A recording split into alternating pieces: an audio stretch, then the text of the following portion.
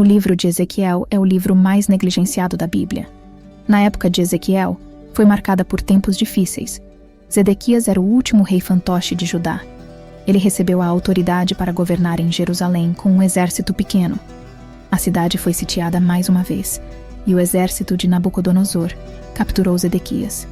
Eles mataram cada um de seus filhos diante de seus olhos, para que ele pudesse ver que a linhagem real havia terminado. Em seguida, arrancaram seus olhos, para que a última coisa que ele visse fosse seus filhos sendo mortos. Nabucodonosor ordenou a destruição total de Jerusalém. Ezequiel foi chamado para pregar nessa época, apesar de estar a milhares de quilômetros de distância de Jerusalém, na terra da Babilônia. A música cativante, na verdade, fala sobre um renascimento em um cemitério. Ela se baseia na visão de Ezequiel sobre o Vale dos Ossos Secos, dada pelo Senhor Deus, que desejava fornecer a esperança desesperadamente necessária ao seu povo escolhido. Por causa de sua maldade, o Senhor permitiu que Nabucodonosor invadisse e conquistasse sua terra, tornando as pessoas cativas na terra exótica e distante da Babilônia. Elas estavam abatidas. A visão do Vale dos Ossos Secos é principalmente sobre os filhos de Israel, mas também tem implicações práticas para nossas próprias vidas. Ezequiel, capítulo 37, versículos 1 e 2. A mão do Senhor veio sobre mim, e ele me levou em espírito do Senhor e me colocou no meio do vale, que estava cheio de ossos. Então, ele me fez passar por eles ao redor. E eis que havia muitos espalhados pelo vale, e eis que estavam muito secos. O Senhor não muda a localização de Ezequiel, mas lhe dá uma percepção vívida de que ele foi levado a um vale cheio de ossos. Sua secura indica que eles estavam lá por um longo período de tempo. Os ossos também sugerem que o vale já foi habitado, mas não mais. O Senhor queria que a mente e o espírito de Ezequiel fossem profundamente afetados pela aparente falta de esperança da situação. Se não tivermos cuidado, nossos lares podem se decompor em um monte de ossos secos. Quanto mais ignoramos as palavras de Deus, mais provavelmente elas se tornarão um esqueleto. Até mesmo alguns cristãos que antes caminhavam com o Senhor se tornaram um monte de ossos. Eles vivem do que foram ao invés do que deveriam ter sido. Efésios capítulo 6, versículos do Senhor. Pois isso é justo. Honra teu pai e tua mãe, que é o primeiro mandamento com promessa, para que te vá bem e tenhas longa vida na terra. E vós, pais, não provoqueis vossos filhos à ira, mas criai-os na disciplina e instrução do Senhor. Ezequiel, capítulo 37, versículo 3. E ele me disse: Filho do homem, acaso poderão reviver estes ossos? Eu respondi: Senhor Deus, tu sabes. Ezequiel respondeu à pergunta de Deus sobre se os ossos eram capazes de sustentar a vida, afirmando que somente o Senhor sabia com certeza.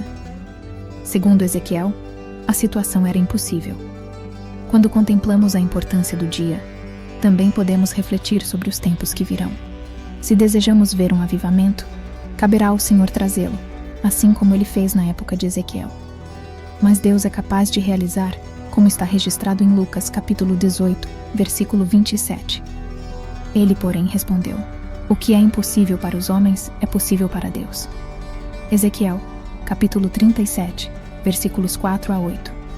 Novamente ele me disse: Profetize sobre estes ossos e diga-lhes: Ossos secos, ouçam a palavra do Senhor. Assim diz o Senhor Deus a estes ossos: Certamente farei entrar o fôlego de vida em vocês, e vocês reviverão. Colocarei tendões sobre vocês, farei crescer carne sobre vocês, cobrirei vocês de pele e porei o fôlego em vocês, e vocês viverão. Então vocês saberão que eu sou o Senhor. Então, profetizei conforme fui ordenado, e enquanto eu profetizava, houve um barulho, e repentinamente, um ruído de ossos se juntando osso ao seu osso. À medida que eu olhava, os tendões e a carne cresciam sobre eles, e a pele os cobria, mas não havia fôlego. Ezequiel recebeu posteriormente instruções do Senhor para pregar para os ossos que já haviam morrido. Ezequiel estava sendo mostrado por Deus uma verdade crucial que todos nós precisamos compreender, que é que a proclamação da palavra de Deus carrega consigo o poder da vida. A ser encontrada na Bíblia, ela oferece vida e fé àqueles que a recebem. Ezequiel presenciou um evento miraculoso. Os ossos começaram a se fundir uns com os outros, osso ao osso, e enquanto ele observava, músculos e carne começaram a crescer sobre os esqueletos, e em breve seus corpos estavam cobertos de pele. No entanto, eles não passavam de um grupo de corpos mortos, se movendo de maneira ordenada. Hebreus, capítulo 4, versículo 12.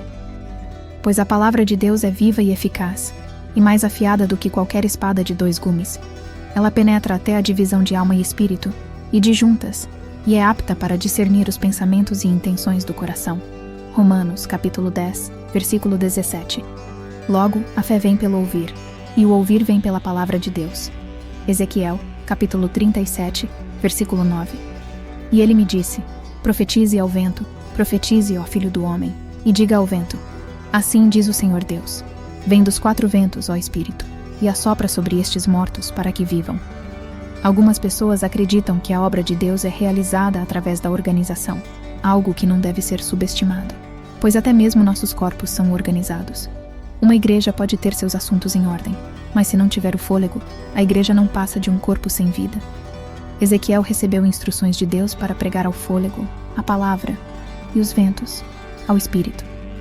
Ezequiel estava no processo de descobrir que tudo o que as pessoas realizam é em vão, a menos que o Espírito Santo esteja presente.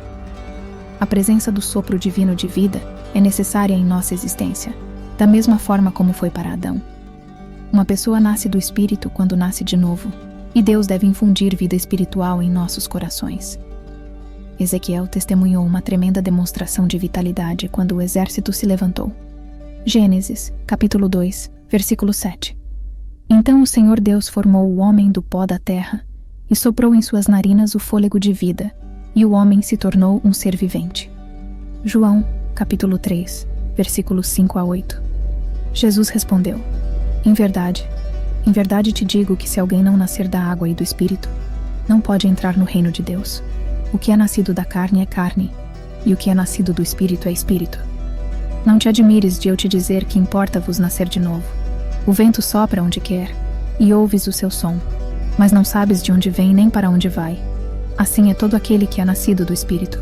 Ezequiel, capítulo 37, versículo 10. Então profetizei como ele me ordenou, e o fôlego entrou neles, e viveram e se puseram em pé, um exército grande em extremo. Ezequiel, capítulo 37, versículos 11 a 13. E ele me disse: filho do homem, estes ossos são toda a casa de Israel. Eis que dizem: os nossos ossos secaram e pereceu a nossa esperança, estamos de todo exterminados. Portanto, profetiza e dize-lhes: assim diz o Senhor Deus: eis que eu abrirei as vossas sepulturas, e vos farei subir das vossas sepulturas, ó povo meu. Vereis que eu sou o Senhor, quando eu abrir as vossas sepulturas, e vos fizer subir das vossas sepulturas, ó povo meu. A visão tornou-se clara, e Deus iluminou seu significado edificante. Os israelitas haviam perdido toda a esperança, mas Deus havia prometido a eles que experimentariam um avivamento nacional. Eles haviam sido encurralados e espalhados pela região. Os humanos acharam que as coisas eram desesperadoras, mas subestimaram o poder de Deus. Israel não apenas será revivido, mas também será restaurado à sua antiga glória. Deus prometeu restaurá-los à sua terra natal.